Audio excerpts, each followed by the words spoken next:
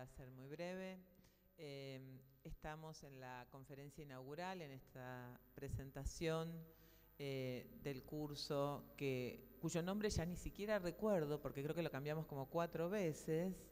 Y quiero en particular agradecer la presencia de todos ustedes, de todas ustedes, de todes, de Graciela Morgade y de Dora Barrancos, que como todas y cada una de las personas que están participando en este curso lo hacen por su plena convicción y compromiso político con la educación sexual integral, con su lucha feminista, con un país más justo.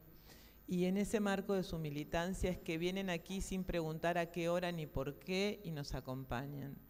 Y desde ese mismo lugar también quiero agradecerle a Débora Schneider, no solo por ser la directora, sino porque ha puesto un empeño personalísimo en que esto ocurra, y a Daniela Alessi, que viene trabajando estos temas en la escuela desde hace un par de años, también sin preguntar por qué ni cómo, vamos construyendo y trabajando para que en esta escuela podamos convivir sin violencias y trabajando por los derechos sexuales y reproductivos de niños, niñas, adolescentes y adultos. Y a Mariana Capello, que también ha participado activamente en la organización de esto, y a todos y cada uno de ustedes por hacer posible este encuentro. Efectivamente, no voy a decir mucho más, estamos aquí y somos tantos, tantas porque hay un Estado que debería estar haciéndose cargo de la educación sexual integral, y hoy nos gobiernan personas que han considerado que hay otras prioridades, fugar dinero, no sé, hay otras prioridades. La educación sexual integral no es una de ellas. Para transformar este mundo y esta sociedad, nosotras creemos que sí, y nos acompañan 2 grandes referentes como intelectuales, como investigadoras, como feministas, como estudiosas, 2 queridísimas compañeras que nos honran con su presencia hoy aquí. Dora Barrancos, no necesitamos mayores presentaciones, nuestra investigadora querida, directora de la Cátedra de Género y Sexualidades de la UNQ, pero en realidad también nuestra feminista de cabecera, nuestra queridísima compañera y referente intelectual. Nos acompaña Graciela Morgade, decana de la Facultad de Filosofía y Letras, una queridísima compañera, gran investigadora. Y así como tenemos a nuestra referente, es nuestra referente de educación sexual integral. Si la educación sexual integral en Argentina tuviera un nombre propio, se llamaría Graciela Morgade. Les quiero agradecer a las 2, y les quiero agradecer no solo por su compromiso aquí, sino porque si alguien quería una demostración de que las mujeres podemos pensar, escribir, construir una familia, tener relaciones sociales, socioafectivas, que la gente nos quiera, hacer política, ocupar lugares de poder y hacer todo eso con dignidad, con seriedad y con compromiso. Aquí tienen 2 ejemplos, así que no sigamos discutiendo si podemos o no podemos, es simplemente cuestión de pelear por los espacios. Los dejo con Dora primero entonces. Bueno, muchísimas gracias a esta queridísima mujer que tiene tantísimo que ver en la confección, en el diseño y finalmente la concreción de esta escuela. Nos consta perfectamente. Y la querida Débora, que es su directora entrañable. Estamos muy felices de estar acá con todas, con todos, con todes, y con Graciela al lado, y con tantísimas compañeros. Yo les pido disculpas porque tengo una vida alienada. Era una persona discretamente, ¿cómo diré? Discretamente ubicada en un lugar cierto, que todos los días imprecaba contra este modelo brutal que nos gobierna, y eso es lo que me parece que soy víctima de la propia imprecación, creo. Tal como lo dice Sarita, tenemos íntima convicción acerca de que el programa de 2006, el programa que se abrió en el 2006 con la ley, que fue un trayecto de tanta expectativa, más allá de las negociaciones que supuso la ley, etcétera. No importa algunos detalles de la ley que en fin, me hacían un poquitito de ruido, confieso, pero teníamos la ley.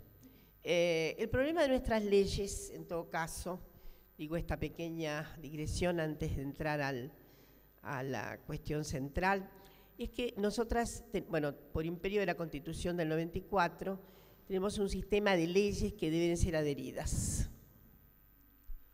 Es un problema la adhesión a las leyes.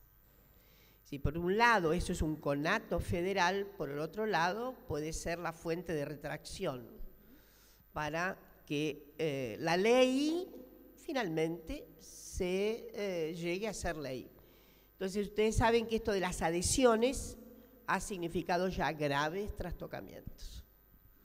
Y desde luego, como en la última temporada tan aciaga se ha recortado todo, evidentemente, ¿por qué no recortar esto? Si total, esto fue en algunas mentalidades fue una solución de compromiso, en otras mentalidades era fundamental, etcétera, pero bueno, ya sabemos cómo son los resortes de los recortes estructurales. Así que estamos con los dos problemas. Tenemos un problema que podríamos decir ex ante, que era hasta qué punto las adhesiones fueron, cómo sobrevinieron las adhesiones, cuál fue el compromiso de cada provincia, cuál fue el compromiso de cada distrito, y en fin, ahí hay un problema. Pero luego viene una circunstancia tan aciaga como el retroceso que estamos viviendo, que está implicando obviamente una especie de sobrevivencia de superficie de la ESI. Y que evidentemente está en la superficie todavía gracias a ustedes. No me escapa. La verdad que la ESI es un cuerpo a cuerpo de cada une de los docentes de este país. Es extraordinaria la resiliencia que está viendo. Entonces eso es lo que yo quisiera conmemorar. Y vamos a las cosas positivas. Esta pequeña asamblea, este curso, está significando cómo hay que resistir, porque la ESI efectivamente ya ha magmatizado en mucho más que en la ESI. Es uno de los supuestos claves. Sí, hay reforma como la esperamos.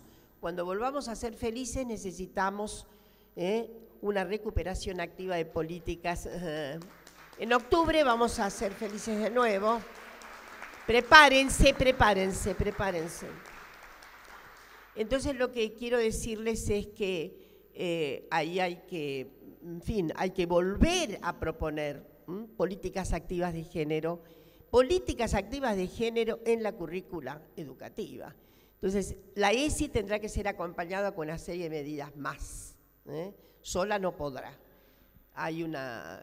Tenemos una serie de ideas, pero obviamente una cosa es legislar, otra cosa es el ímpetu que tiene cada poder ejecutivo.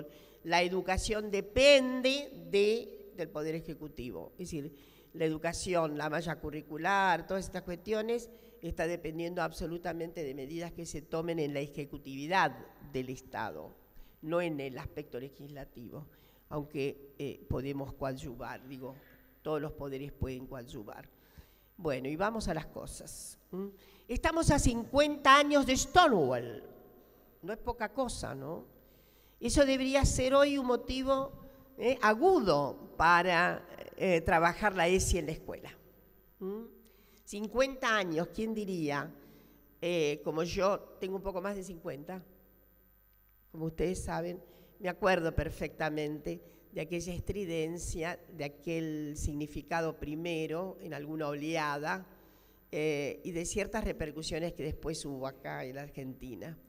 Pero bueno, fue una llamarada en medio de también el gran combustible que ya se veía, que era la nueva enjundia que iban a tener los estudios feministas.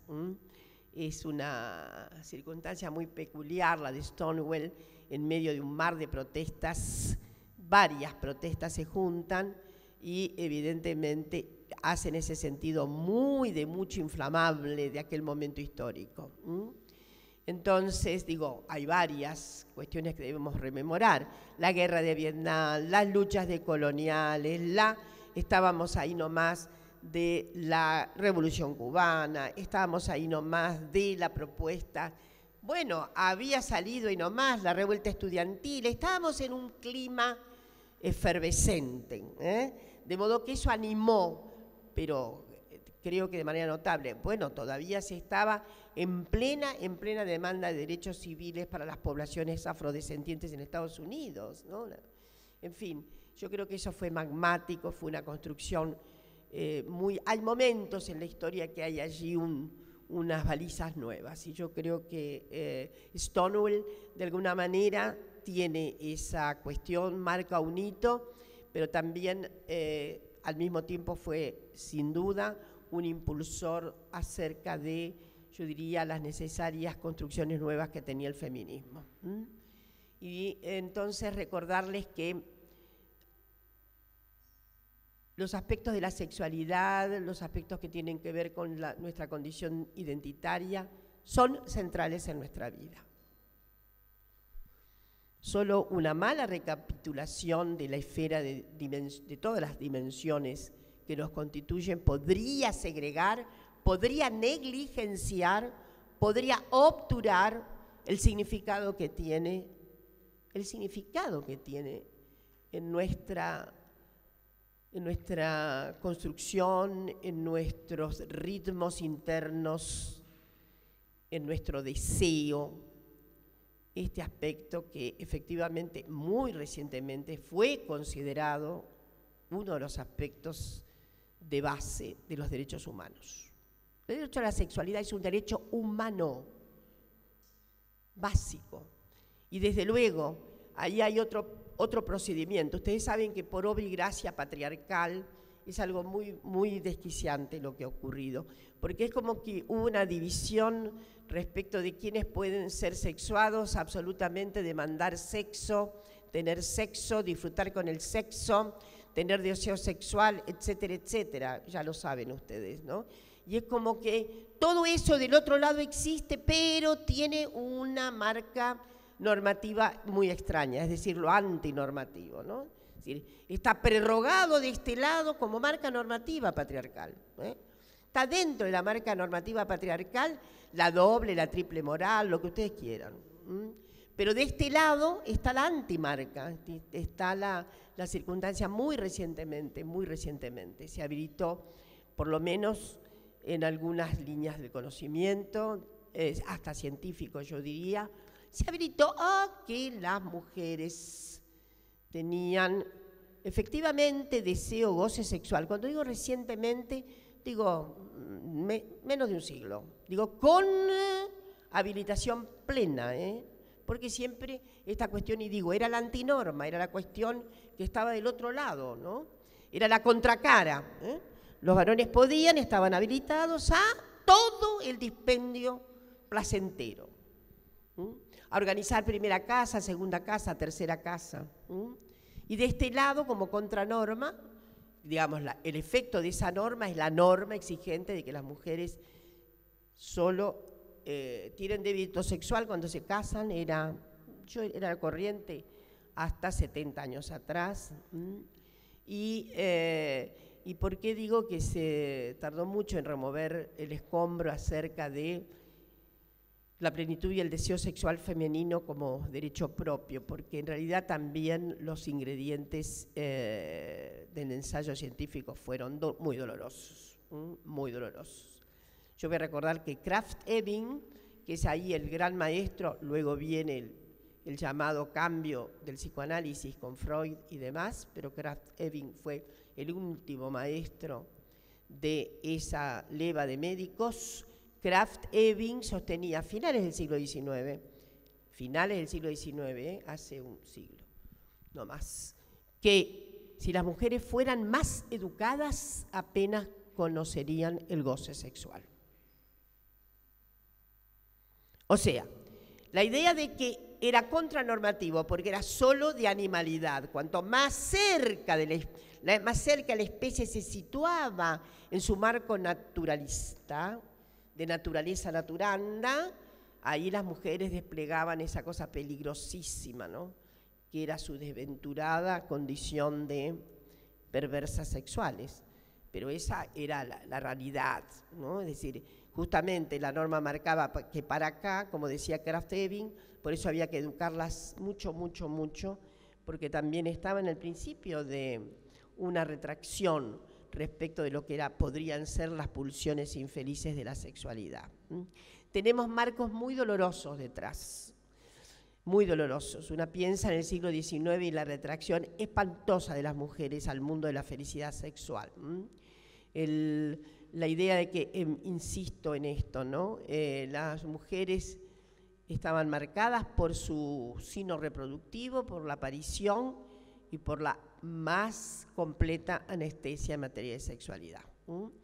Yo voy a recordar, porque eso debe también enseñarse en la ESI, que hace no menos de un siglo todavía, en algunos lugares, las mujeres casadas, en algunos lugares de en algunos lugares de la sociedad, esto es lo que quiere decir. Las mujeres se ponían un gran camisón, tenían aquí un tajo adelante y aquí normalmente en algunas localizaciones más confesionales un tremendo aviso que decía: no es por vicio ni fornicio, es por el puro sacrificio.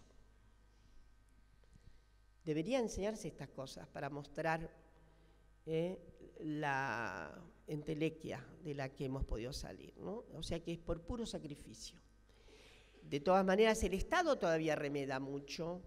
Hemos dicho la vez pasada que en el problema del aborto incita otra caución, y es la caución del deseo sexual femenino. Así que quiero revelarles que la ESI debería tener también un cierto compromiso de historizar. Tiene que historizar la conducta, porque si no, no se entiende nada. ¿De dónde vino esta cuestión? Estas perplejidades fueron más bien del siglo XIX. Yo les puedo asegurar que en el siglo XVII la cosa era un poco diferente, ¿no? Un poquillo diferente. Parece mentira, pero les voy a decir que sí, que era así, depende de clases sociales. Las mujeres de la aristocracia no tenían problemas con relación a las conductas inmorales. No era incomún. ¿Se imaginan en el antiguo régimen cuando alguno de los Luises elegía una favorita? ¿Pero quién se iba a escandalizar? Pocos.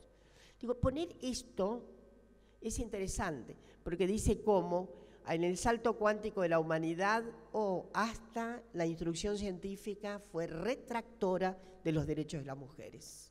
Ahí se compadece la idea de qué hizo una mujer, cómo es la anatomía femenina, cómo está revestida de tal y cual, cómo tiene una poca sintonía con el deseo sexual, cómo además ella está armonizada solo para la reproducción, etcétera, etcétera. De hecho, justamente lo que debemos considerar en esas historias son además los padecimientos habidos. Los padecimientos que han tenido las mujeres en orden a esa normativa tan exigente. Un padecimiento que les voy a decir más, esto también debe ser dicho, porque las feministas no hemos sido siempre igualmente perfectas en nuestros enunciados. Gran parte de las feministas del siglo XIX eran muy pacatas, eran suberóticas y contraeróticas, por una razón elemental. Los varones tenían tanto dispositivo para hacer lo que querían, que no puede sorprender que muchas feministas, reclamando derechos, dijeran paren con la sexualidad también, ¿se entiende, no? Porque era abusador, antes, durante y después, ¿no? Entonces, piensen ustedes en las tremendas circunstancias.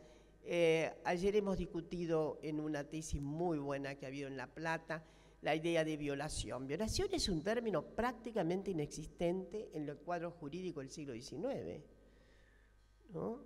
Es una construcción, no digo que no tenga sus antecedentes, digo el significado que hoy tiene la palabra abuso, acoso y violación son completamente nuevos. ¿Por qué? Y porque en el pasado, estoy hablando de 80 años atrás, 90 por ahí, una niña de 13 años podía ser prometida para casarse con un señor de 50. Además, las relaciones anciliares dolorosas, niñas que iban a servir a las casas familiares y que eran violentadas, violadas por el señorito de la casa, los primos, etc.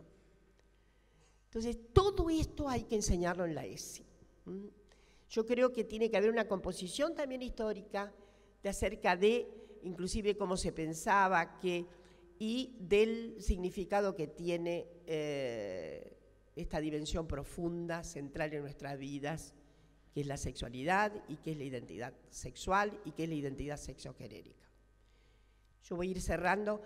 ¿Saben por qué? Porque se ve el movimiento y también se permite ver qué cuestiones hemos ganado y qué cuestiones, habiéndolas ganado, tienen que ser cimentadas como una conquista efectiva de derechos.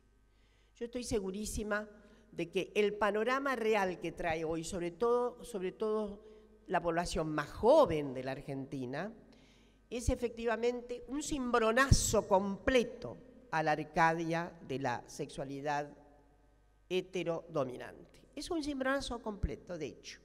Cuando nos preguntan cómo es posible, dónde estaba, ¿no?, ese alzamiento extraordinario del año pasado, etcétera, yo pienso que ha habido muchos movimientos que llevaron a eso, el Ni Una Menos, desde luego los viejos cauces del feminismo renacido en los 80, su impronta en los 90, todo eso ha contribuido, los encuentros nacionales de mujeres han contribuido, pero lo que más me parece que contribuyen los sub-20 que tienen les sub-20 es la experiencia real que se han dado de franquías, de experimentos que no se apegan más a la normativa dolorosa de eso no se debe hacer. El único límite con el que podemos, yo diría, colocar, el único límite, la única banderilla que podemos colocar es que nadie puede someterse sexualmente a nadie.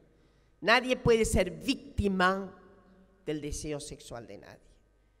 Pero todo el mundo tiene derecho a la libertad que desea. Eso es fundamental.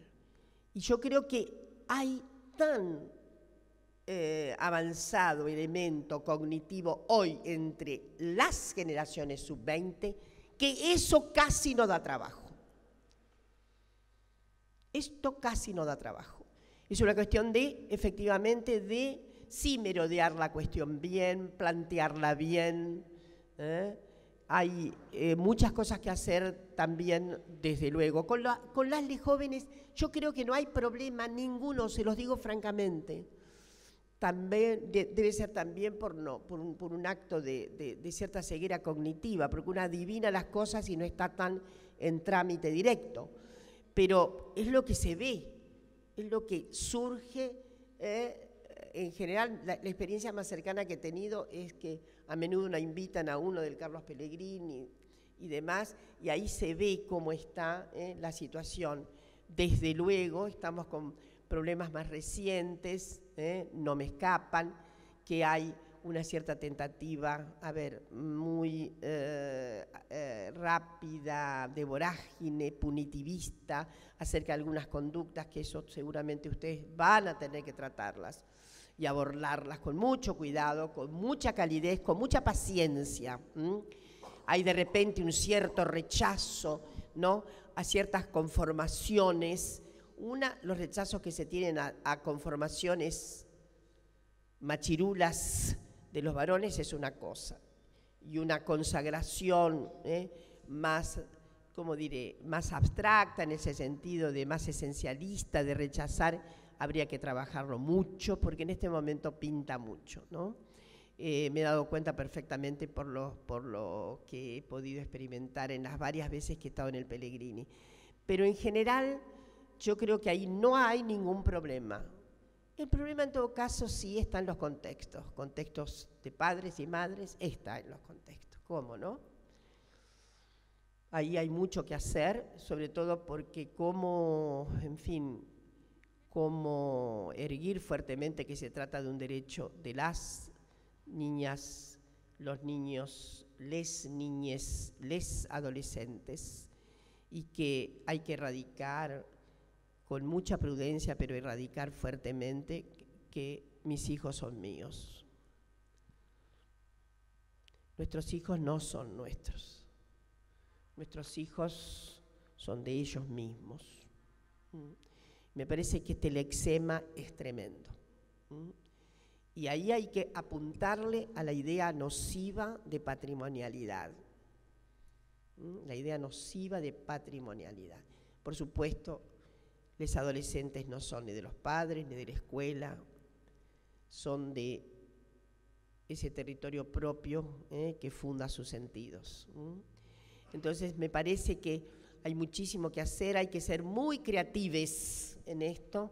Felizmente la tienen a Graciela, que hay que ser muy creativo en muchísimas cosas, en cómo que, digamos, que se aproxima, qué textualidades, qué imágenes, hay que, y voy a decir algo más, si se pudiera, hay que hacer obviamente mucho trabajo pedagógico con padres y madres, digo, debería hacerse. Yo ya sé que este planeta de padres y madres se divide en los progres y en los que no quieren. Y a veces los que no quieren no saben porque están un poco fundados en sentidos incorrectos en todo caso, ¿no? A mí me parece fuertemente, con esto termino, que de todos modos tenemos que tener mucha paciencia, hay que tener mucha paciencia, mucha paciencia. Hay que tratar de que los padres estén por dentro, siempre que puedan, en el sentido de que invitarlos a que sean sobre todo respetuosos. Porque hay una cosa rara también entre los padres. Ustedes saben que, digo que termino y no termino, los padres y las madres tienen un asunteo muy particular. Hay varios estudios que muestran en las clases medias, ¿no? En las clases populares todavía más, me parece, por una razón elemental, de que en las clases populares, creo, hay una cierta habilitación para la adultez más temprana que en las clases medias. Las clases medias tienden a ser completamente, y cada vez más, digo, por el orden de los derechos, cada vez más las clases medias protegemos. Cambió completamente. Y en los sectores populares es cierto, también hay una actitud de protección, quiero decir, estoy segura que en las clases populares hoy día, más allá de los momentos brutales que están padeciendo, pero hay una idea de que si el chico va a la universidad, termine la universidad, aunque sea pagándole ellos. Antes eso no era así. La gente antes construía, tenés que ir a trabajar rápido, los sectores populares. Las clases medias, eran protectoras en el sentido, llevar hasta ir aplazando. A menudo yo digo que la adolescencia se termina en la Argentina cuando termina la beca doctoral del CONICET. Ahí se terminó la adolescencia. Pero es así. ¿Por qué? Por orden de los derechos. Queremos que nuestras chicas y nuestras chicas que estudien más. Sí. Yo te refuerzo, pero vos terminame. No decimos eso, pero más o menos es la negociación que hay. Es más, en muchos sectores populares también es así, hoy día. De modo que tenemos un panorama que cambió en estos 50 años notables. Al mismo tiempo, ocurre una cosa bastante extraña, que acá las pedagogas saben muy bien. En general los padres y madres, cuando los chicos van a la escuela secundaria, ¡ay, qué alivio! Obvio, porque otra fase. Digo, es un alivio, después no es un alivio, pero lo que quiero decir es como que están entregados a la escuela secundaria. Pero de vez en cuando tienen una rara instalación de que, sobre todo por estos motivos son motivos que dan alarmas y que entonces fundan un sentido, a ver qué es lo que pasa, ¿no? Porque yo sé que hay mucho más dificultades reunir a padres en la escuela secundaria que en la escuela primaria. En la escuela primaria se llama a los padres y viene todo el mundo, casi todo el mundo. En la escuela secundaria no es así, por tantísimas razones. Sin embargo, a veces se prende la mecha. Estas cuestiones prenden la mecha. Dan incentivos así, pero gente que estaba poco ausente, que viene alborotada. Bueno, yo creo que hay que hacer un plan de tratamiento también para padres y madres. Hay mucha madre que se sentiría muy feliz terminando con la culpa asiaga y sintiéndose feliz con su... yo creo que tenemos que hacer esa instrucción, y lo digo seriamente. Tenemos que invitar a los padres, a madres, tenemos que invitar inclusive en todo y cualquier lugar, siempre, miren, me animo a algunas cuestiones.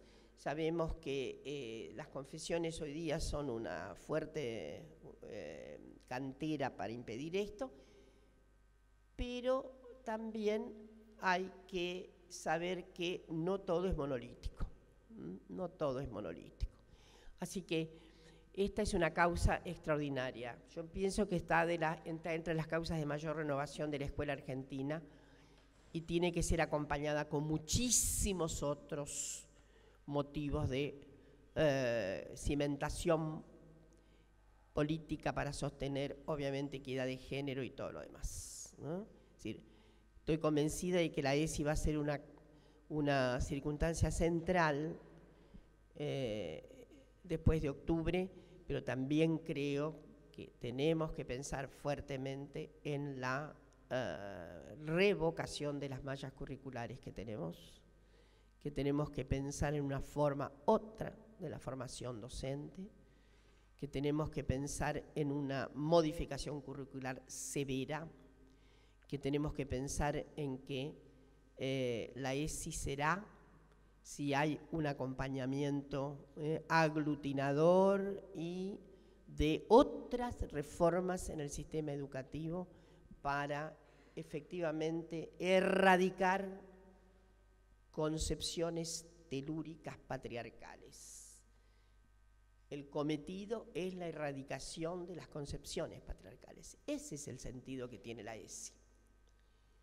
Conmover la normativa patriarcal, conmover la iniciativa patriarcal que funda sentidos groseros e irracionales acerca de las diversidades de la sexualidad.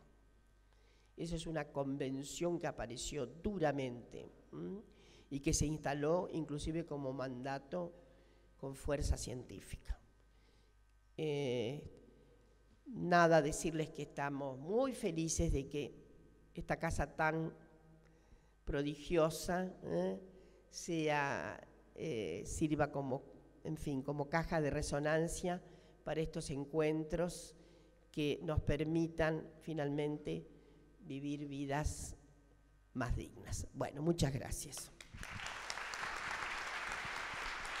Bueno, hola, buen día.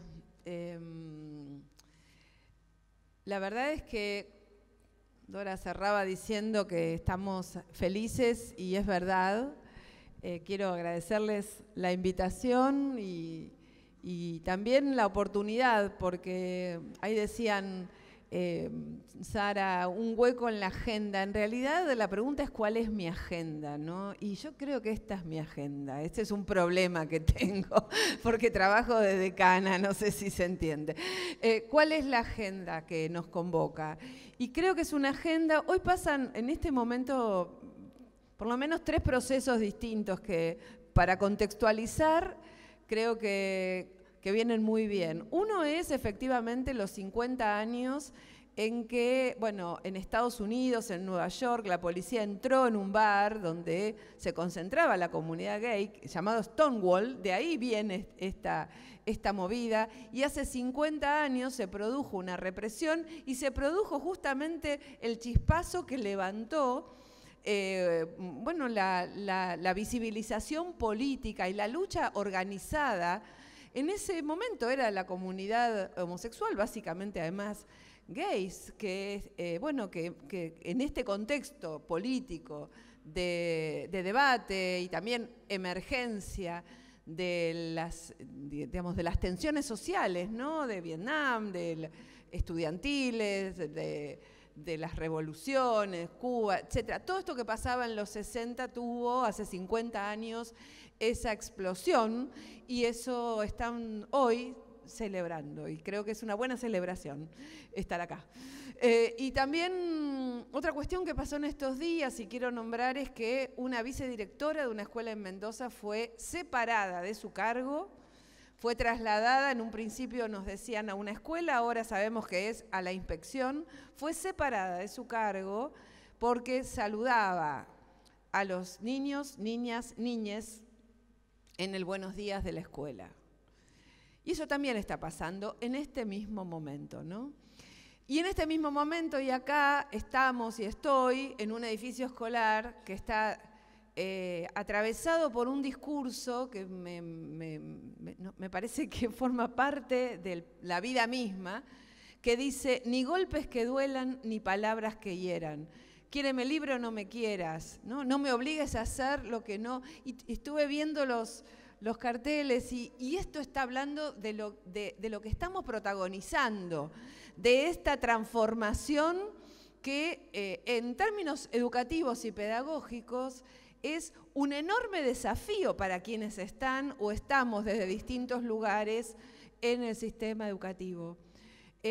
Porque yo lo digo con frecuencia, ¿cuándo, en qué momento, recuerdan, probablemente haya sido, yo poco, ¿en qué momento los centros de estudiantes pasaron a demandar cuestiones que tengan que ver con la enseñanza?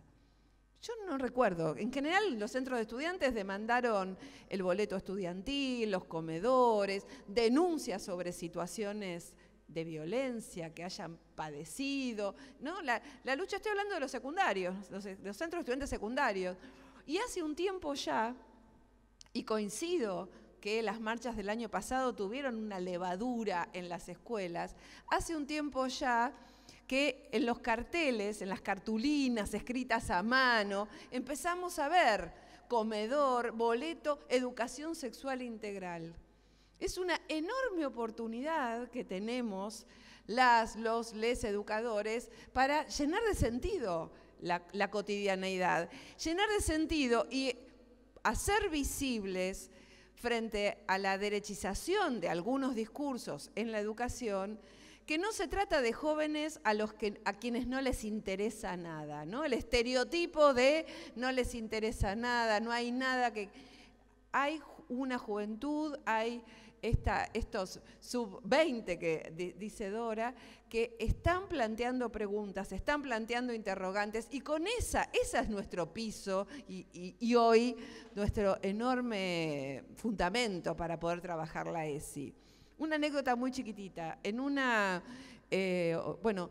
también llenando los huecos, el vacío, el enorme vacío que dejó el Gobierno Nacional en formación en educación sexual integral, en la Facultad de Filosofía y Letras ofrecimos una diplomatura en educación sexual integral que se llenó en un día con 480 personas. Tuvimos que cerrar porque no hay un aula que tenga más de 500 sillas en filo, de modo que teníamos que cerrar la inscripción. Es una barbaridad que el Gobierno Nacional y el Gobierno de la Ciudad de Buenos Aires, donde vivo, que es la ciudad más rica del país, haya desfinanciado la educación sexual integral. Hay que decirlo. Vuelvo. Una profesora que escribe y dice, ¿por qué se tiene que inscribir? ¿Por qué se tiene que inscribir? Una profe de geografía. Te cuento esto y andate. Escuchá, la profe dice, primer año, lo escribe, ¿no? Una nena de primer año, me imagino, una nena de 13 años, ya nos parecen, ¿no? Una nena de 13 años me pregunta, ¿usted nos va a dar ESI? A la profe de geografía. Y la profe dice, yo soy de geografía. Y la nena me dice... Vivo en otro planeta. No, pero la ESI es transversal. Entonces, tampoco... O sea, no sabe... No, es una gran anécdota. 13 años, entonces la profe de geografía diciendo, yo me tengo que inscribir en esta diplomatura, porque si tengo una niña... Chau, Dora. Eso Eso vale. Llévate la anécdota porque es real. Y esa es, entonces digo, nos encontramos en un momento histórico de una enorme potencia, justamente para defender un proyecto que es la educación sexual integral, que reitero, y ahora otra cuestión que también tuvo que ver con estos días. El Gobierno Nacional creó el programa ENIA. El programa ENIA es Embarazo No Intencional Adolescente. Me consta que las compañeras del programa de Educación Sexual Integral hicieron todo lo que pudieron y hacen todo lo que pueden por meterse en ENIA. Pero el gobierno de Cambiemos quiso borrar de un plumazo el proyecto del programa nacional y hoy en día hablan de ENIA y hablan de, bueno, de los debates por la legalización del aborto que se supone que ha tenido tanto apoyo también por parte del gobierno nacional, que por supuesto tampoco logró que saliera.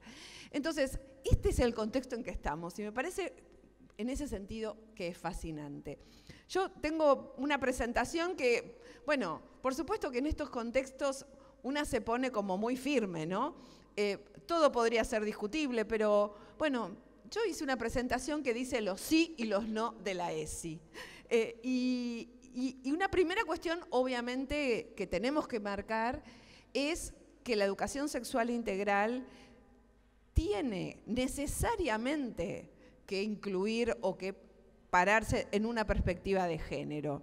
¿Y qué quiero decir con esto? El año pasado, en los debates por la legalización del aborto, todo el mundo pedía educación sexual. Parecía que estaban todos de acuerdo. ¿Se acuerdan?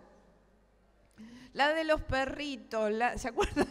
Escuchamos discursos espantosos, sobre todo en el Senado. Todo el mundo decía educación sexual, educación sexual. No estamos hablando de lo mismo, tampoco nos confundamos. Porque la educación sexual integral, la ley 26.150 y todos los desarrollos posteriores, porque efectivamente la ley 26.150 no habla de género, es cierto. Y esto es parte de las concesiones de las que hablaba Dora, es cierto. Pero si pensamos que las leyes integran lo que llaman las abogadas, el plexo normativo, no podemos dejar de ver que la ley 26.150 se reglamentó 2 años más tarde con lineamientos curriculares que ya incorporan poco la perspectiva de género, muy poco. El año 2009 se votó la ley de promoción y prevención que llamamos la de protección integral a las mujeres, ¿no es cierto? 2009. 2010 el matrimonio igualitario. 2012 la ley de identidad de género. Todas esas leyes fueron haciendo que se densificara el enfoque de la educación sexual integral. Y si la reglamentación de una ley son los documentos curriculares, los documentos oficiales que hoy circulan, muy poco, los que quedaron, hablan de perspectiva de género y de derechos humanos. Perspectiva de género, ¿qué es? Descriptiva y crítica, ¿no? La construcción social de los cuerpos. Construcción social de los cuerpos, que es un concepto bastante abstracto y también bastante concreto. Construcción social de los cuerpos, que significa que lo que somos es una construcción, un diálogo entre la materialidad y la cultura, con la historia, con las posibilidades, que Dora recién también hablaba, ¿no? Lo que podían ser y hacer las identidades sexuadas hace 3 siglos no es lo mismo que hoy pueden ser y hacer. No podemos pensar en cuerpos por fuera de la historia y por fuera de la cultura. Pero la perspectiva de los derechos humanos es la perspectiva de la ampliación de derechos. Es la direccionalidad hacia donde tenemos que orientar nuestras prácticas. Porque no es solamente hacer la crítica, es decir, hacia dónde vamos a ir trabajando. Porque como decimos ahí con nuestro equipo de la facultad y hace tiempo y de alguna manera retomando las hipótesis de las pedagogías críticas, así como toda educación es política, también toda educación es sexual. El tema es qué educación, ¿no? ¿Qué educación queremos dar? Y entonces el proyecto es educación sexual integral, con enfoque de género y de derechos humanos. Hacia ahí, por lo menos creo que deberíamos dirigirnos, y ese es el proyecto que la ley fue finalmente perfilando. Los sí y los no de la ESI. Los sí, justamente la historización, la problematización cultural, histórica, que de alguna manera son como sinónimos de arbitraria, ¿no? Porque si es histórico o es cultural, podría ser de otra manera. La idea de historizar, la idea de problematizar la dimensión cultural, básicamente es luchar contra la naturalización o contra la esencialización, que parecen, bueno, como del sentido más común, ¿no? O sea, los cuerpos son así y es natural. Y lo natural es necesario. Y lo natural y necesario es esencial. Y todo lo otro, lo que está fuera, pasa a ser lo abyecto, lo despreciable, lo descartable. O, en algunos casos inclusive, aquello que tiene que ser medicalizado o directamente negado, ¿no? Si nosotros pensamos el sí de la historización, de alguna manera nos decanta el no. El no es, la ESI no es la clase del aparato reproductor. No es una clase sobre infecciones de transmisión genital y su prevención. No es una clase sobre embarazo no intencional. Obviamente los contiene, pero no se puede reducir la educación sexual a la charla de la profesora de biología. Esto que seguramente ustedes que vienen pensando el tema hace rato ya se dieron cuenta, ya lo saben, parece mentira, pero todavía hay que seguir diciéndolo. No es la clase ni de biología, ni de prevención de las infecciones, ni de prevención de los contagios. No es. Por supuesto que hay una parte que sí, ¿no? Una parte que sí es. ¿Qué incorpora la educación sexual integral? La dimensión del placer. Obviamente estamos entre docentes, pedagogues, creo que podemos entender de qué hablamos, ¿no? ¿Qué es la dimensión del placer? Básicamente es la dimensión del deseo, de la subjetividad, que no es la dimensión meramente del placer genital o sexogenital. Tiene que ver con la potencia de la vida, tiene que ver, porque de alguna manera cuando hablamos de la sexualidad no estamos hablando de la genitalidad, estamos hablando de un proyecto vital que hace, como decía Dora recién, si nosotros pensamos en la categoría mujeres, lo que sabemos es que durante décadas y aún hoy hay algunas vidas vivibles y otras vidas que no son vivibles o que no son deseables. Pero si a esto le agregamos el componente de odio, gays, lesbianas, transexuales, transgénero, bisexuales, intersexuales, queer, asexuales, todas las identidades que están nucleadas en esa sigla que cada vez tiene más letras y que se le puso un más, ¿vieron? LGBTTIA más. ¿Por qué más? Porque emergen identidades. Entonces hoy nos queda pequeño hablar de patriarcado. Tenemos que hablar de patriarcado con el componente de odio que podríamos llamar homo, lesbo, bi, trans, odio. Y podríamos seguir agregándole, y no hay ningún problema, porque finalmente estamos en un momento de emergencia de identidades sociosexuales, que tal vez en algún momento terminen todos terminemos en la categoría trans, porque por ahora tenemos cis y tenemos trans, ¿no? Cuando se habla de cis es, bueno, ese sujeto en el cual coinciden más o menos los genitales externos, su identidad, su forma de vida, cómo la ven las otras personas. Yo no sé, de cerca, como dice una amiga, de cerca, ¿quién se parece a lo normal? ¿No? De cerca nadie es normal, dice mi amiga. O sea, pero en todo caso, digo, podemos pensar en el patriarcado como un sistema que en muchas dimensiones sociales afecta a todas las mujeres, independientemente de su condición de clase, independientemente de su condición identitaria, étnica y nacional, de su religión, etcétera, etcétera. Pero si también somos un poquito estrictes en el lenguaje conceptual, tenemos que pensar en todas las dimensiones de esa identidad. Y el no, y acá también un no muy contundente, el no a la mirada parcial de las religiones. Esto es un tema complejo, muy complejo, porque, y también lo hablaba recién Dora, la tensión que en nuestro país siempre tuvimos y seguimos teniendo entre una mirada política que sostiene Iglesia y Estado, asunto separado, y yo la sostengo, de una mirada de la política real, de realpolitik, que también tenemos que entender, que tiene que ver también con las formas de articulación política que las diferentes religiones, y en particular la Iglesia Católica, ha tenido y sigue teniendo en nuestro territorio. Entonces, ¿de qué estamos hablando cuando hablamos de ESI?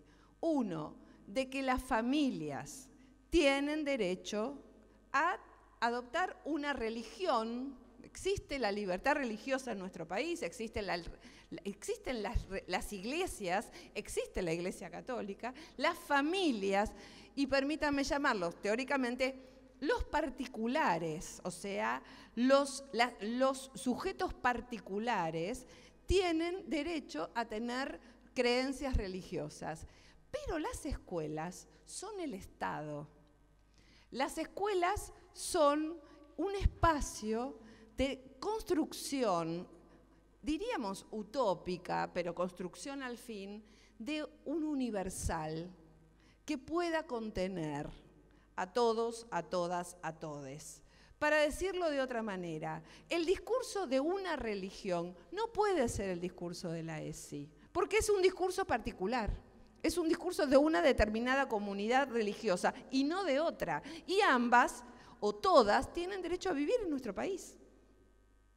Entonces, la ESI adopta una mirada ética, y acá hagamos mucha distinción, entre la ética de los derechos humanos y la moral, que son las morales más particulares, más religiosas, históricas, culturales también, por supuesto, porque tampoco fue la misma, la Iglesia Católica no es la misma no fue la misma, ni siquiera ninguna otra religión.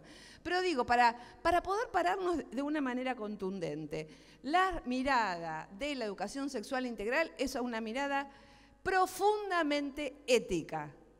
La ética de los derechos humanos, en que cada persona, lo que se busca es que cada persona y cada grupo pueda vivir, pueda desarrollar su proyecto, pueda construir individual y socialmente un proyecto sobre la base del respeto de sí mismo, de sí misma, de sí misma, del otro, de la otra, del leotre, con la perspectiva del respeto por sus derechos.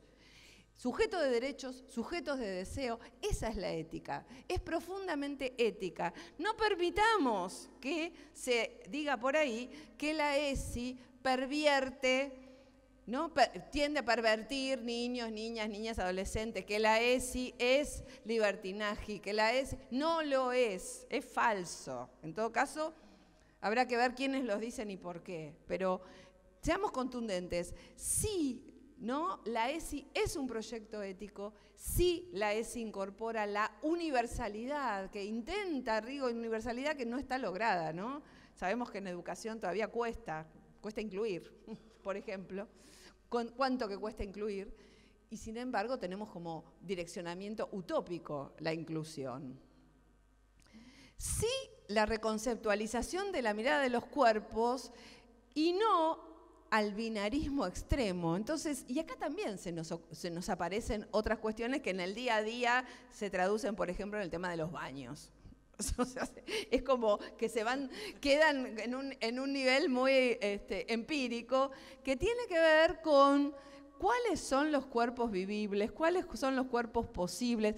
Cuando yo decía reconceptualizar, historizar, en este caso lo que estoy diciendo es superar el binarismo, ¿no? Superar el binarismo, porque si pensamos que los cuerpos son dos, vuelvo, el binarismo lo que ha hecho fue, de alguna manera, algunas veces, reitero, desde la exclusión simbólica, omitir la diversidad, omitir la disidencia sexual. Y justamente en esa omisión, como digo, que es una forma de violencia simbólica, que es una forma, creo, de las más sutiles de la micropolítica, de la reproducción del patriarcado y del odio LGBT, esta mirada binaria traducida en dos cuerpos, lo que tiende también en las escuelas es a dejar afuera una experiencia o muchas experiencias que no se compadecen con esa mirada dual, ¿no? Sí, todos los niveles, desde inicial hasta la formación docente y la universidad. Sí, todas las modalidades de la educación, o sea, todos los niveles, todas las modalidades, todas las áreas escolares y todes. ¿Y qué queremos decir con esto, no? En los 90 tuvimos una experiencia, ya una primera experiencia de los temas transversales. Y ahora voy a lo que le decía la nena de 13 años, los temas transversales. ¿Qué se decía en los 90? Los transversales son temas que todas las materias tienen que tocar, tienen que tomar. Un poco fue frustrante porque si todo el mundo se ocupa, no se ocupa nadie. Uno. Y otra cosa que se veía, y que lo vimos un poquito con el tema hace unos años con la educación sexual, era que todas las materias tomaban el tema de ESI, pero todas hablaban de lo mismo. O sea, ponele de los derechos. Entonces, sí, en historia le hablan de los derechos. En ética y ciudadana, ¿o no se tienen ética y ciudadana acá en la escuela? Construcción de la ciudadanía, le hablan de los derechos. Y después en biología, la profe Piola le habla de los derechos. O sea, a la tercera vez dicen, otra vez con los derechos. Y esto es algo que quienes trabajan o trabajamos en la escuela secundaria lo sabemos. Porque la idea de lo transversal no es que todo el mundo hable de lo mismo, ¿no? Entonces, otra noción de transversalidad. Un tema y se trabaja de manera complementaria, un eje, ¿no? Ponele que nosotros por ahí tenemos un libro, proponíamos hablar del amor, ¿no? Entonces, todas las materias de un determinado año, determinado curso, un grupo de profesores, profesoras, profesores, arman alrededor de una temática. Eso está bueno, es una buena definición de transversalización. Ahora, todavía no tenemos las condiciones materiales para que eso se produzca. Todavía no tenemos, ustedes en esta escuela hay muy buenas condiciones porque hay equipos de coordinación, equipos que, bueno, que por ahí podrían arrimar para hacer esto. Pero si pensamos en general en las escuelas secundarias, con poco personal de conducción y de coordinación, y mucho menos con tiempos institucionales para sentarse a programar, porque es el domingo a la tarde con el mate, o sea, no hay tiempos institucionales. Entonces, mientras ocurre la maravilla de tener a todos los profesoras y profesores de las escuelas por cargo, que sería una gran maravilla, creo yo, pero falta mucho para eso, también la definición de transversal. Entonces, la propuesta que nosotras, en el equipo de nuestra facultad, nosotras y nosotres tenemos, es que cada materia se haga cargo de la crítica epistemológica de sus contenidos desde la perspectiva de género y derechos. Solas y solos y soles, digamos, ¿no? Parece una página, pero si queremos, o sea, no es necesario tampoco, ojalá tuvieran todas las instituciones si fuera un proyecto institucional, o sea, tiene que ser un proyecto institucional. El problema es que a veces no lo es. Y entonces nos dicen las profesoras, ay, no me apoya la directora. Bueno, pero vos podés en tu materia también y buscar a otras personas de otras escuelas que también estén pensando, ¿cómo transversalizamos la perspectiva de género y derechos en cada materia? Y ahí aparece claramente, en lengua y literatura hay equipos que lo están haciendo y están habiendo producciones súper interesantes. En historia, que fue el espacio donde primero hubo, ¿no? En historia, bueno, ética y ciudadana o construcción de ciudadanía, filosofía, hay mucho por hacer, mucho. Y también en biología y en educación para la salud. Es muy interesante la crítica epistemológica, o sea, no el aparato reproductor, sino cómo se enseña el cuerpo en biología, o cómo se enseña lo que es natural, cómo se introduce el binarismo en la naturaleza, cuando la naturaleza tampoco es binaria, y hay muchas comunidades de animalitas y animalitos, yo no sé cómo decirlo, donde también hay homosexualidad y donde hay clanes. O sea, cada materia tiene que mirar para adentro. Y reitero, ahí sí los feminismos han hecho un enorme aporte. La crítica epistemológica, ¿quién habla? ¿Quién habla en esos conocimientos? ¿Quién decidió que eso era lo que había que ser, lo que había que enseñar? ¿Qué recorte hacemos en las escuelas? ¿Y cuáles son las voces que están afuera? Lo podemos hacer esta tarde, esta noche, por ejemplo, si no tienen nada que hacer, miran sus planificaciones y ya van a ir apareciendo, o sea, no sé, por ahí no lo hagan, pero sigo. Y ahí hay otra cuestión, ¿no? La de la oreja y la del juicio. Evidentemente, también lo decía Dora recién, la posición docente, la posición que nos demanda la educación sexual integral es la de una gran escucha, la de una gran oreja. Me gusta a mí la imagen de la oreja, no sé, por ahora no la pude modificar, ¿no? No encontré otra imagen. Pero bueno, escuchar, poder escuchar y suspender un poquito el juicio. Por eso ahí hay una imagen de un juez, es como que es masculino, ¿no? Claramente, me parece.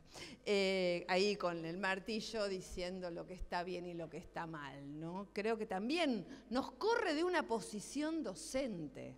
Por eso es transformadora la ESI, de la pedagogía, porque nos corre de una posición docente, porque también hay preguntas que por ahí no sabemos contestar, ¿no? Y estamos en una clase de historia y nos preguntan, ¿y cómo era la vida cotidiana ¿no? Solemos estudiar los grandes, los padres de la patria, ¿no? Y bueno, pero ¿y cómo era la vida de las sociedades? ¿Y qué pasaba? ¿Y qué sé yo?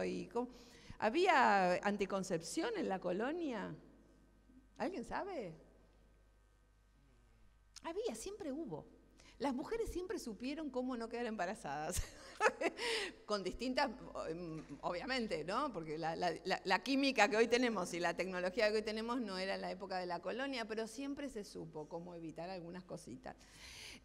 Bueno, la gran oreja es ahora.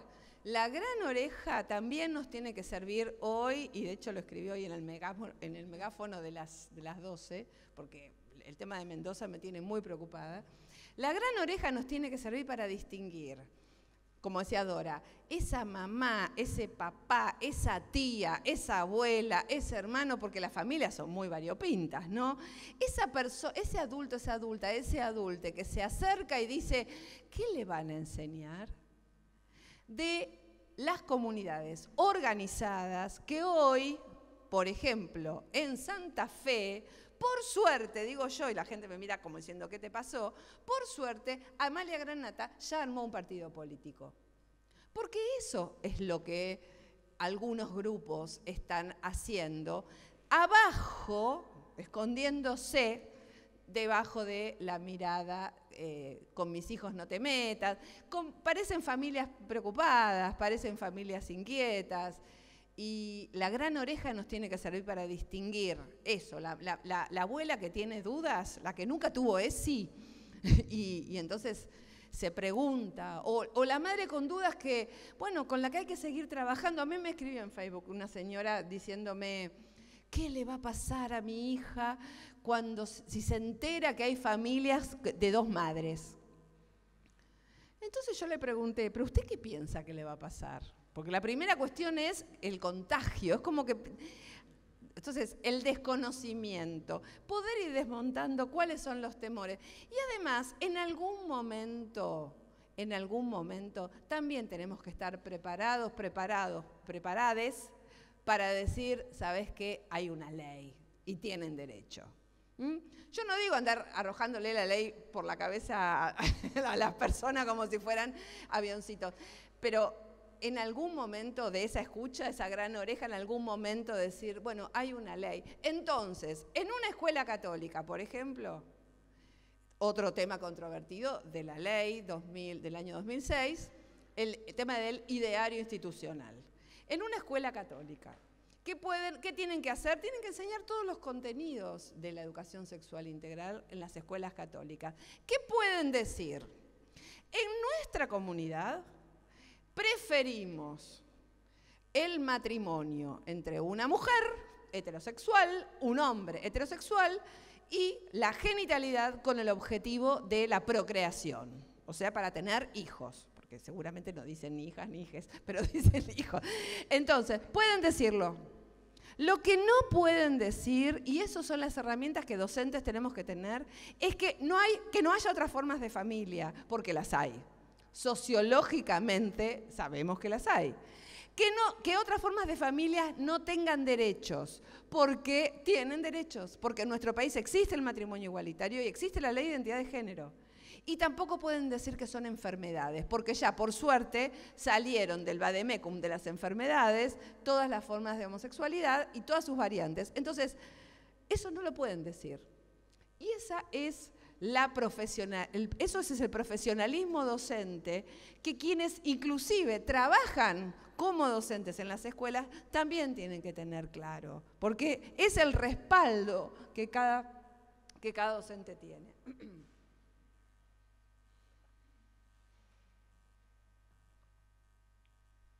Sigo y me apuro. Sí, integralidad de los sectores, no la escuela aislada. Sí, ¿qué es integralidad? Una escuela, las escuelas, el sistema educativo no puede solo. De esto hablaba Dora recién, lo dejó planteadito.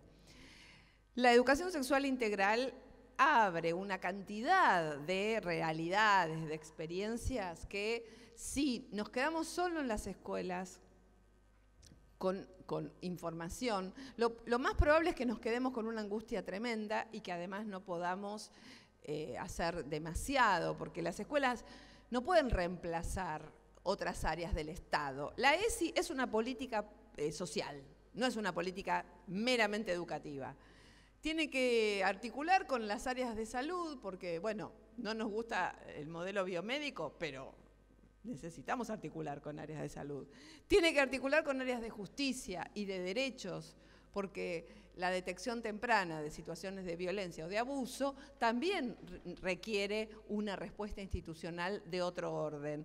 Por supuesto, articular con los sindicatos docentes. Los sindicatos docentes nos tienen que defender en los casos en que pueda llegar a haber, como la profesora, la maestra de Mendoza, una sanción particular. También, por supuesto, con organizaciones de la comunidad y con organizaciones de la militancia, con organizaciones feministas, con organizaciones de la disidencia sexual, que en general, además, están súper felices si las invitan a las escuelas.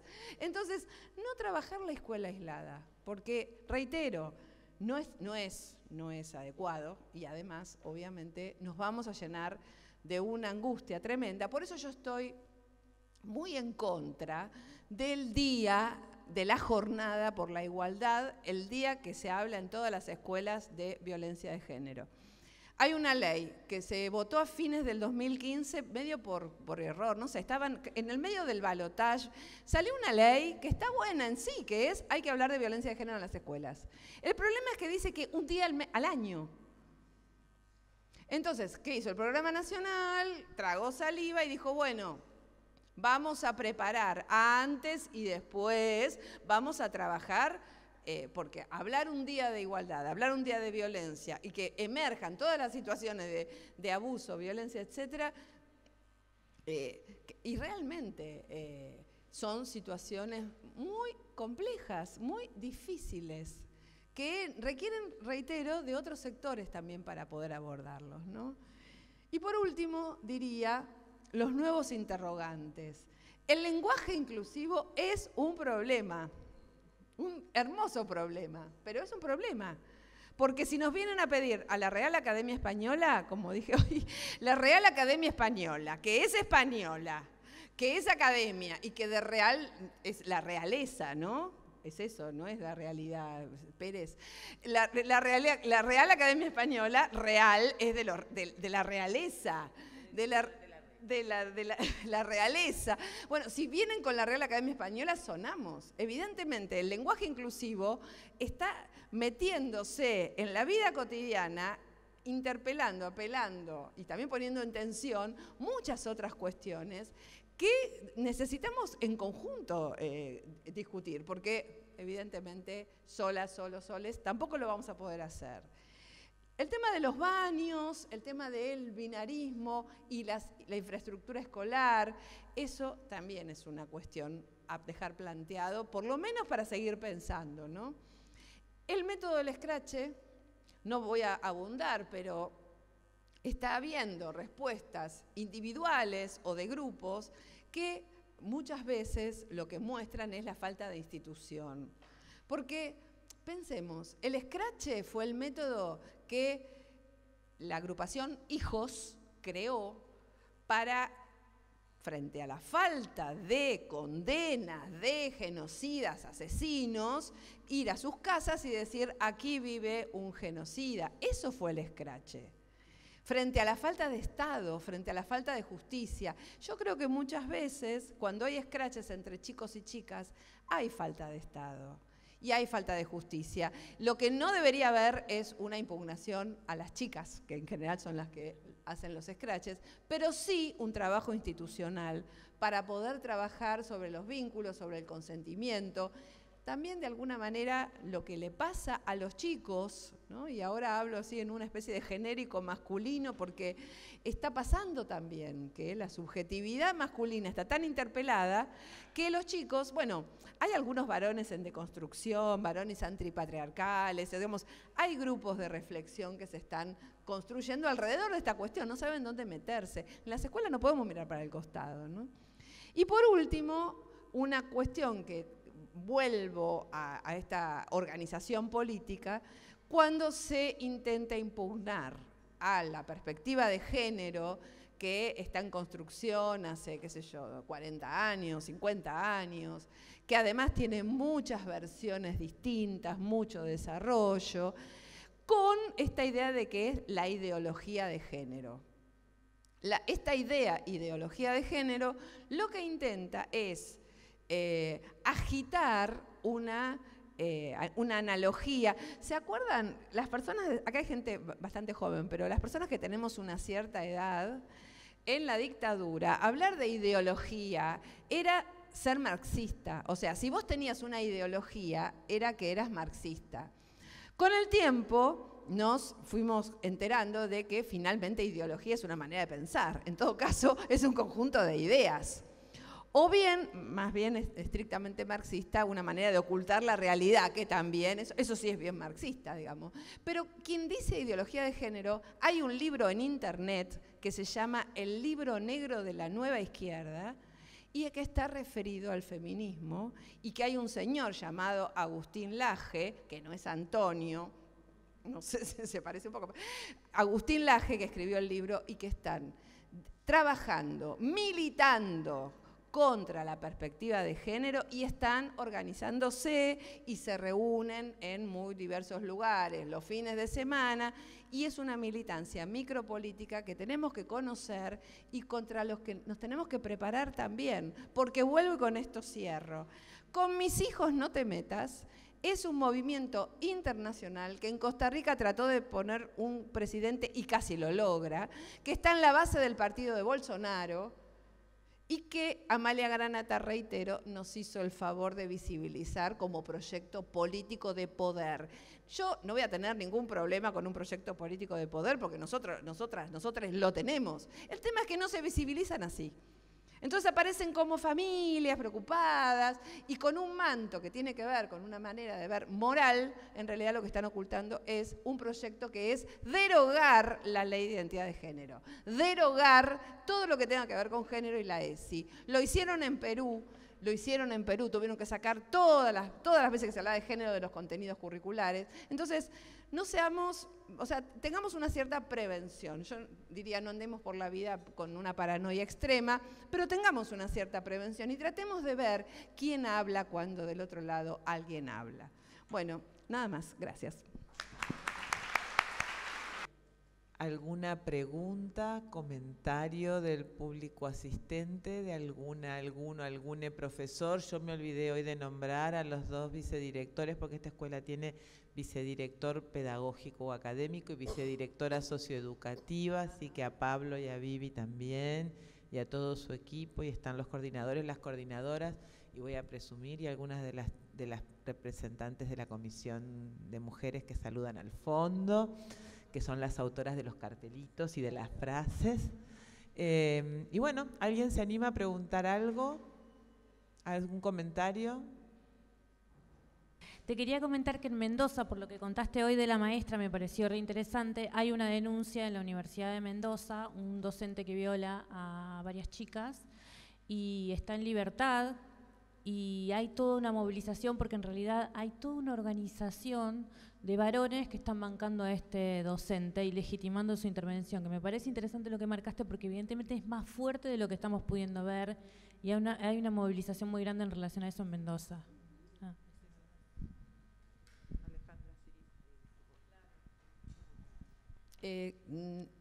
Muy cortito, pero de verdad yo creo que los feminismos vienen a cambiar muchas instituciones. Nosotros sabemos que ha costado que los gremios alojen denuncias de compañeras profesoras cuando el denunciado era un compañero profesor. Cuando no hay una mirada de género, cuando no hay una convicción de que una denuncia debe ser escuchada, a veces no son los grupos que podríamos pensar de derecha. También a veces nuestros propios compañeros en los sindicatos han sido muy poco proclives a escuchar a una denuncia cuando la compañera, o sea, era una compañera y un compañero. Esto sepámoslo porque forma parte de nuestra vida cotidiana también y del enorme desafío que esto implica. Y por eso tenemos que trabajar mucho con los sindicatos, ¿no? Hola, mi pregunta se refiere más que nada a la primera infancia. Las asociaciones u organizaciones que están en contra de la educación sexual integral en las escuelas refieren a que en el ámbito de las familias donde se deben dirimir las cuestiones. Y los que somos educadores sabemos que en los ámbitos familiares ocurren muchas situaciones de abuso, de acoso, etc. Entonces me gustaría que vos te pudieras referir a eso y que nos pudieras orientar a veces cómo intervenir con esas familias donde uno a veces sabe que hay dificultades, en este momento muy pocos resortes estatales para intervenir y uno se encuentra con esa problemática que sospecha, pero que no se puede develar del todo y que la denuncia cae ahí, ¿no? Es que si el Estado funcionara, si el gobierno funcionara, cualquier funcionario o funcionaria que se entera de algo, es más, tenemos la obligación de denunciar. O sea, tenemos la obligación. El tema es que cuáles son los organismos. Lo que yo ahí sí les recomendaría es que ubiquen, porque no funciona, pero a veces hay una referente de una defensoría o sea, más individualmente, o la universidad, o sea, un espacio donde recurrir. Creo que eso sería lo que te podría decir hoy. Un espacio que no sea la escuela donde recurrir para apoyar y para encaminar una situación donde se pueda encaminar la denuncia.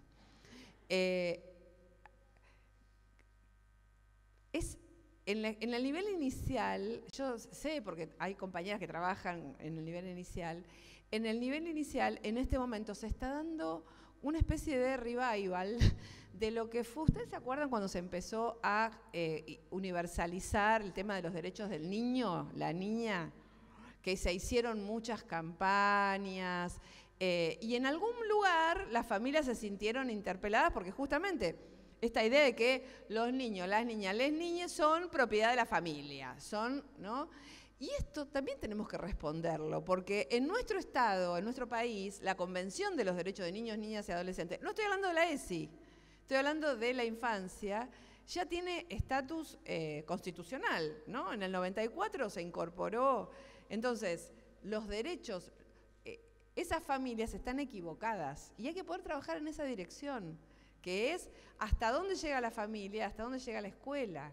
Por supuesto que la idea es que haya un diálogo, una complementariedad, pero las familias no definen lo que en la escuela se trabaja, no define los enfoques, porque los enfoques de las escuelas los define el Estado.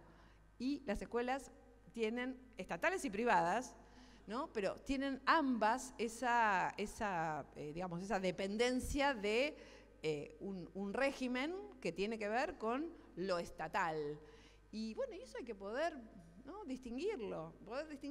Pero entiendo lo que preguntás porque a veces pasa que las más resistentes son las que tienen más que esconder, para decirlo muy brutalmente.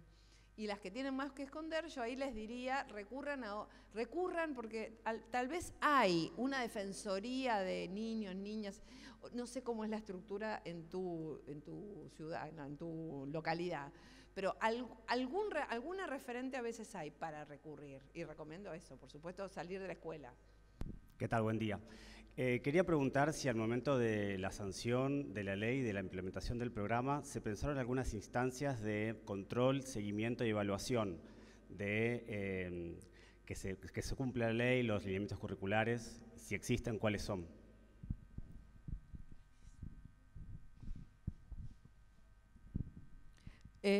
Mira, yo... ¿Qué conozco, digamos? Conozco los debates de la ley, después participé en la comisión de especialistas que elaboró una base para los lineamientos curriculares, pero los lineamientos curriculares fueron preparados por equipos técnicos del Ministerio y se votaron en el 2008. El programa también se creó a fin de 2008. Lo que ha habido por iniciativa del programa mismo y están publicados son estudios particulares de implementación que alguno lo llevó adelante Eleonor Faur, por ejemplo, que es una compañera socióloga muy comprometida con la ESI. O sea que hay estudios de seguimiento en los lugares, en algunas provincias o en lugares que se estaba implementando. Y después hay algunos estudios que se hicieron en universidades de la aplicación de la ley.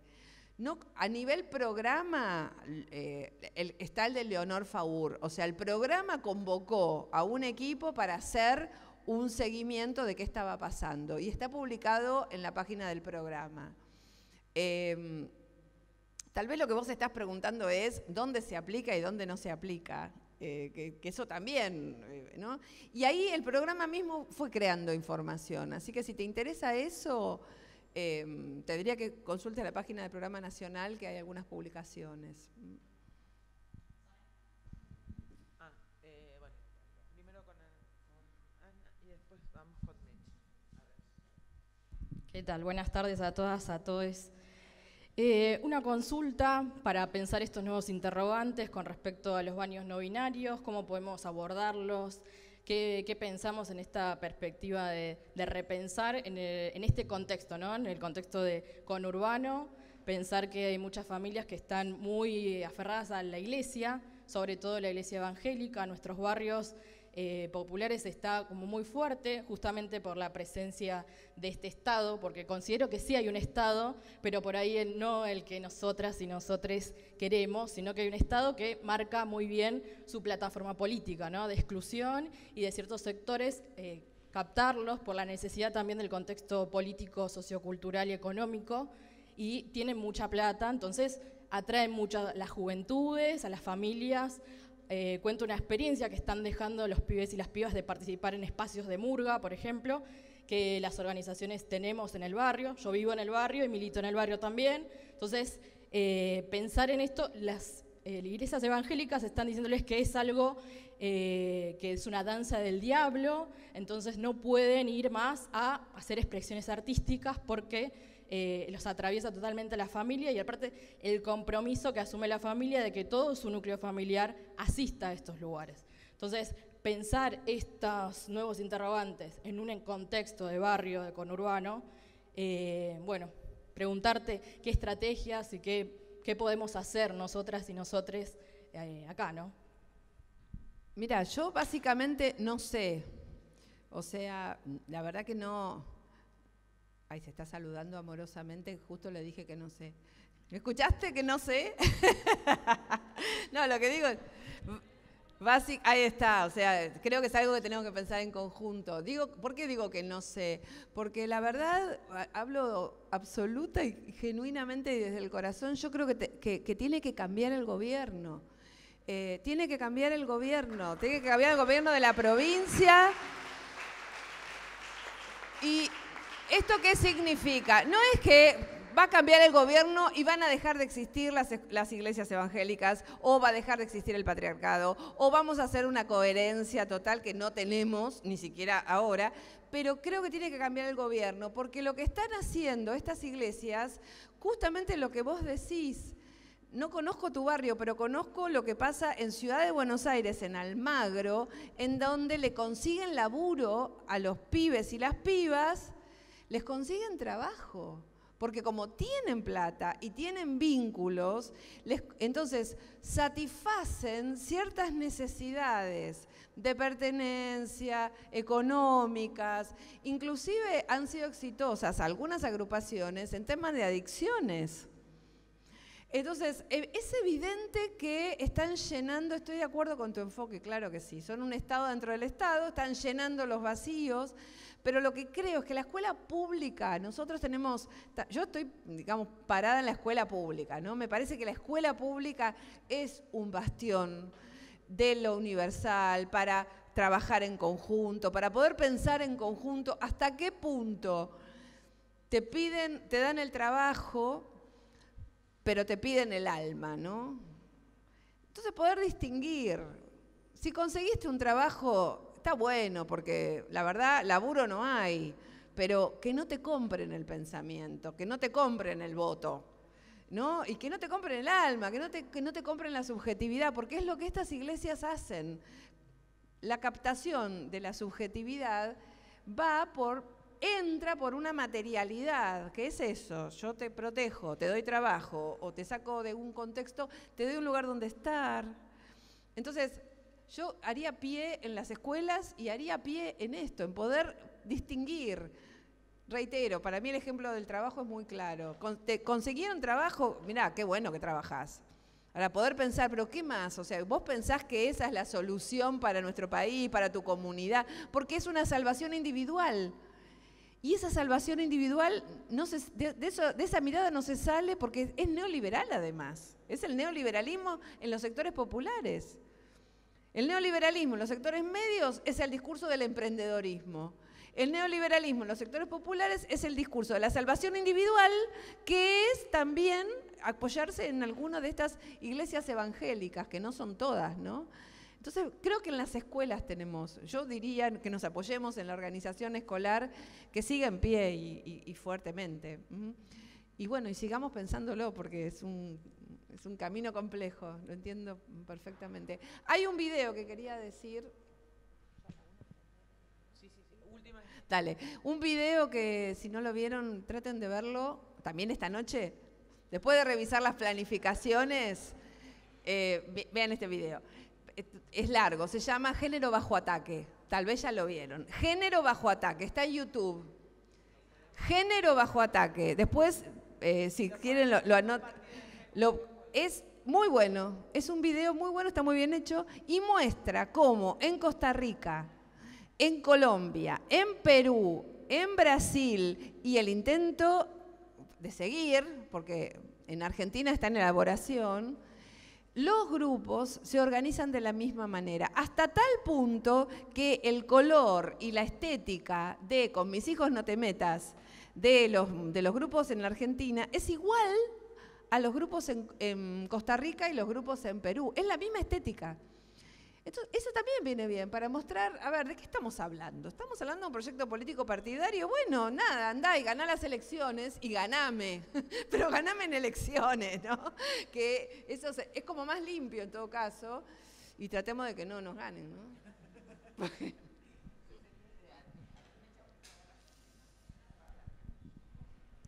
Hola, buen día. Mi pregunta en realidad venía en relación a la preocupación, en relación a la formación docente, a la formación de profesoras, profesores, en relación a pensar un poco en términos de las propuestas curriculares que se producen, ¿no? En el caso de la provincia de Buenos Aires, nosotros tenemos procesos de reformas curriculares en la formación de profesores del 2008 en adelante y algunos que conviven, como son los de algunas profesorados disciplinares desde desde 1997, bastante antiguo y todavía están en vigencia. Pensando un poco desde tu perspectiva, algunas cosas ya mencionaste, pero ¿qué orientaciones serían necesarias incorporar pensando en las propuestas, diseños curriculares, planes de estudios de las universidades que forman profesores, de cara, digamos, a pensar nuevos desafíos, digamos, para la educación sexual integral, que pienso que no se agotarían quizás solo con la presencia de un espacio curricular durante la formación, porque de ese modo ese carácter transversal que pretendemos implementar y contundentemente no se agotaría, digamos, justo con eso que es lo que está sucediendo. Se aprobó el año pasado el plan de estudio de profesores de lengua y literatura, de matemática y otro más que no me acuerdo ahora, inglés, donde aparece, pero aparece como un espacio electivo, que podría estar o no estar. O en otros planes de estudio del 2008, primaria, inicial y otras carreras, aparece como esos espacios TFO, ¿no? Opcionales, que decide la institución si quiere o no en función de los intereses y problemas de la comunidad. Hablo en general. Claro. Pero a ver, en los institutos tengo entendido que tiene que haber una materia. ¿No se definió eso como más universal? Bueno, yo diría, a ver, si hay una materia, quedémonos con una materia, agarrémonos de ese espacio claramente. De lo que hablé de la crítica epistemológica en la formación docente es central. Para mí la respuesta es esa. La crítica epistemológica en la formación docente de los saberes disciplinares de base y de los saberes pedagógicos de base en todas las materias. O sea, también debería la formación docente tener esta misma ducha de género, ¿no? Y yo me da la impresión de que es por ahí la transversalización. No veo, yo caractericé distintos como modalidades, nosotras no vemos demasiado más. Y lo que sí creo es que la organización de estudiantes, muchas veces en la universidad y también en los terciarios, por lo menos en la Ciudad de Buenos Aires el año pasado, cuando se discutía en contra de la UNICABA y el cierre de los institutos, una de las demandas de les estudiantes tenía que ver con la educación sexual integral, justamente porque sabían que en las universidades no había y que en los institutos de la ciudad ya había una materia específica, ¿no? Entonces yo diría que esa para mí ese es el camino. Y ahí tenemos que seguir produciendo en conjunto. Hay producción, pero no es suficiente. Arremanguémonos, tratemos de hacer experiencias, comuniquémoslas. Bueno, en lengua y literatura hay un equipo en La Plata, se llama Valeria Sardi, la compañera que está trabajando en esta línea, en nuestro propio equipo, Jessica Báez, que trabajan en conjunto. Y voy a decir, ¿es la última intervención? Ahí está. Perfecto, me parece perfecto. Pero digo, a mí me dicen a veces, cuando hago una charla y todo, me dicen, vos que sos la decana de Facultad de Filosofía y Letras, digamos, vos que sos la decana, ¿por qué no obligás a que haya... en Filo. Y yo digo, ¿sabes? Porque me echan. O sea, el mismo espacio político que me votó me va a dejar en la puerta y me va a votar con B larga, ¿no? Me echan. Porque el debate en las comunidades científico-académicas y los institutos y los profesorados es mortal. Es mortal, chicas, es mortal. O sea, el debate adentro es... Ahí están...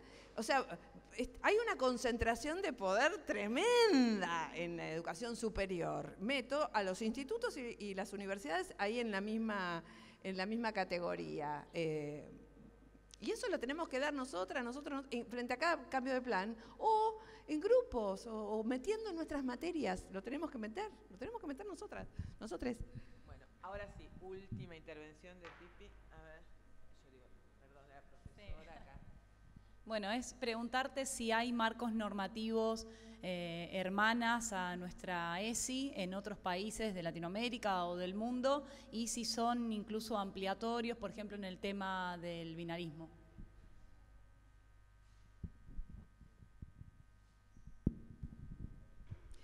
Sí, hay, Jessica Báez hizo un trabajo de recopilación de leyes que está publicado también, cualquier cosa les pasamos algunos links comparativos. Respecto de los baños, en realidad la discusión, no conozco un trabajo que te pueda decir, no conozco un trabajo que te pueda decir, la verdad que no conozco un estudio sobre el tema de baños, etcétera, en general. Lo que sí puedo decir es que también es un proceso en construcción. En nuestra facultad lo que nos pasó fue que vinieron les chiques a denunciar que Filo era binaria y que la decana que soy yo soy patriarcal, o sea, yo no crean que todo el mundo me quiere en mi facultad, por muchos motivos distintos. Y yo dije en equipo de conducción, discutamos esto. Algunos compañeros, compañeras me miraron raro y dijeron, pero es una idiotez, ¿qué vas a hacer? Yo digo, discutámoslo, demos un lugar para discutirlo en la comisión de extensión. Y veamos, porque por ahí podemos hacer algunos baños, lo que pasa es que la ley no nos ayuda, todavía la ley dice que tiene que haber baño de mujeres y de varones, ¿no? Y pasó una discusión muy interesante, porque dijimos, bueno, hagamos baños no binarios, hagamos baños universales. Y después vinieron el mismo grupo del centro de estudiantes a plantear que no querían que fueran universales, que querían que fueran para todas las identidades menos para los hombres cis. Y ahí, desde la institución, pero se entiende era un dilema, porque la institución dijimos, pero pará, o sea, porque los hombres cis, ahí del equipo de gestión y otros, dijeron, pero ¿qué somos nosotros? O sea, ¿no? No, o somos los potenciales violadores, que fue, por ese lado fue. Y les digo, fue una discusión institucional muy interesante y pedagógica, porque ahí también, ¿no? O sea, bueno, hacete cargo del prejuicio y en todo caso laburar para deconstruirlo. Pero si vos mirás los números, la enorme mayoría de los casos de violencia vinculada con relaciones, digamos, con violencia de género y de odios en general, homo, lesbo, bi, transfóbicos, tienen que ver de hombres cis contra otras, ¿no? Y esta discusión, creo que fue más interesante la discusión que la definición que finalmente fue, hay un baño universal. Y eso fue una definición institucional. Hay un baño al que va cualquiera, todo el mundo. Y en otro piso hay baños de mujeres y varones, como Dios manda.